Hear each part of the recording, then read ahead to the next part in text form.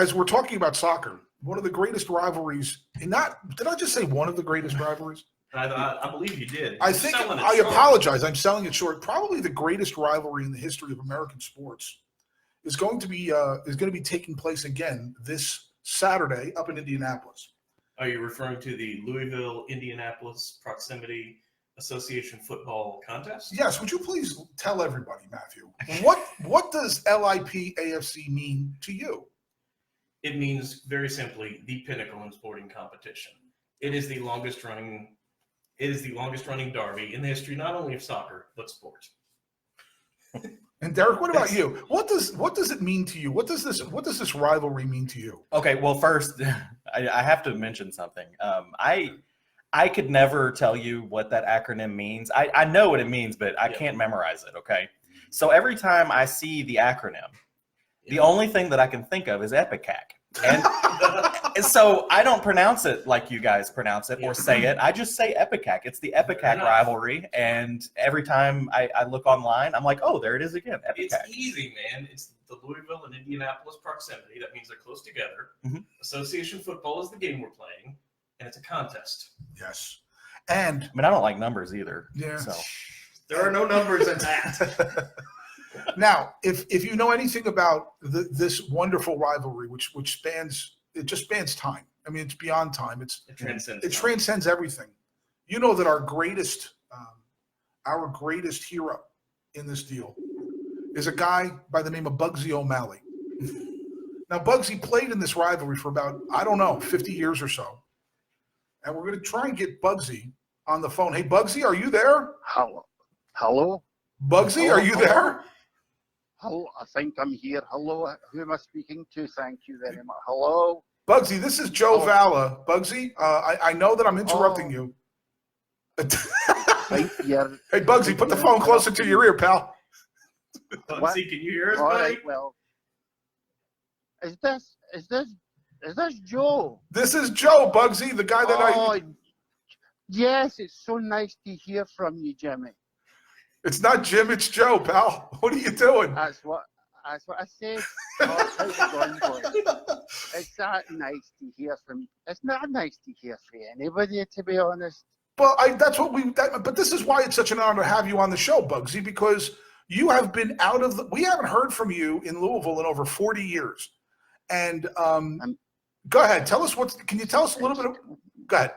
Well, it's true, Jack. Firstly, it's Joe. I said that. Okay, I'm sorry. People don't realize this, but Louisville used to have a reputation. It had a thriving whiskey business years ago. If you don't know that, yeah, people don't realize it. And could you imagine a young Scottish soldier, fresh from the laugh-a-minute fireworks that was the Ardennes Bloody Forest? Yes. That people don't know this. Have you been to the Electric Light Parade at Disney World, there, Joseph? Well, folks don't know this, that you not only are you the youngest guy ever to play in this rivalry, but you literally came through Kearney, New Jersey in 1918 after the big war. That's what they tell me. So you're saying that you don't really remember that? The man's 119 years old, Joe. What do you expect? Yeah, well, I know, but there I was. It's like this, Joe. Okay. There I was, a sporty-faced young cadet with stars in his eyes and a football at his feet.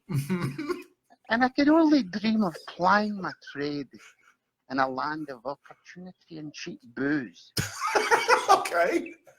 Well, that's what they tell me. That sounds like Kearney. Anyway, but what they don't tell you is Louisville gets well near 100 degrees. It does. It's awful hot. Yes, it does. And back in those days, we had woolen uniforms. That's all we had. I think they were hand knitted by Lewis and Clark's auntie. Anyway, I'll tell you, Jordan, I had a rash that required the attention of a squadron of lotion-spewing Orientals. Can I say Oriental? Yes, you can, Bugsy. Well, Bugsy, you know what it is? Maybe it's a little offensive, but that's okay because I wanted to ask about something specifically. You know, no. you No, had don't get too specific, Jim. okay, and it's Joe, by the way. But Yes. okay, but you from 1931 to roughly 1948, you had a groin pull. So how does a player have a groin pull for 17 years? Well, I'll tell you, all ties into what I was saying to you. With their uniforms, this was before the days of ointments and unguents and salves and balms and liniments, as you call it. Not good, Jeffrey, not good. I kept a wire coat hanging in the dugout for scratching my mushy peas at halftime. After 70 years as a footballer, and all that nightlife, you'd have a pulled groin and all. Mm-hmm. But you muscled through. I mean, America doesn't really know your story that you scored for wearing the purple of Louisville. You scored 487 goals in your 52-year career, but you only managed 5 assists. So now, can you tell the fans why did you have a problem with passing the ball? Well, I'll tell you what. It's as simple as this, Jemima. One man does not a team make. That's true. And I can remember the first Louisville team back in those days. There was Winky McDougall. Mm-hmm. They called him the Wilson Street H-bomb. He once scored 5 own goals. He scored 5 own goals in the first half of a 5-5 draw. Yes. That was tough. Then, Louisville spared no expense at all. They brought in the majestic Cheech brothers from the steppes of Eurasia. I remember Marat and Adam. Yes, I do. They were the first Siamese twins to play for Louisville. They were a great goalkeeper. It's amazing. I remember, and I do remember somebody trying to make "We're attached together" the slogan of the team, but it didn't really fly very well. Never in those days. Nobody had bumpers, so you had a sticker, but nowhere to put it. Sadly, they died in a freak knitting accident, I heard. And then 1970 was your final game. Which you get one of your assists, and we win that game 3-1. Tell us what it was like playing your very last match against Indianapolis in the greatest rivalry in the history of sports.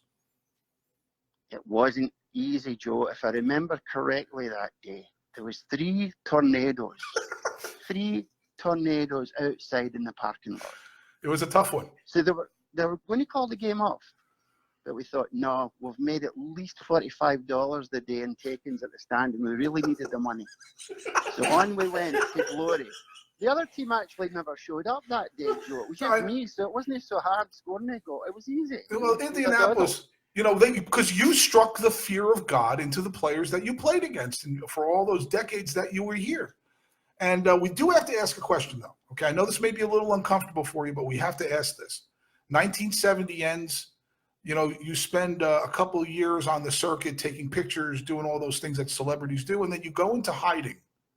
And now it took us 40 years to find you in Dublin, Ireland, of all places, and we hear that you're a sex therapist. Can you tell us a little bit about all of this? What transpired the last 40 years, and how does a 100 and some odd year old guy become a sex therapist? Jermaine. After 70 years as a footballer and all the nightlife, what else was I qualified to be but a sex therapist? For God's sake, use your head, boy. Don't feel like 103. After 80, nothing works anyway. That's true. And that's a good thing about being a sex therapist. You get to hear what everybody else is up to. Oh. Well, I'll tell you what. I think I'm needing to go, Joe. Yeah, Bugsy, it's been a real honor. We're definitely going to have you back on when we play in Indianapolis. No, I really think I need to go. I think I'm going. Oh, never mind. Oh, okay. I understand. Ladies and gentlemen. Good night, Louisville. Good night. Good night to you. Bugsy, thank you so much. Ladies and gentlemen, that was Bugsy O'Malley, the greatest player in the history of the Louisville-Indianapolis Proximity Association football contest. When can we get him on the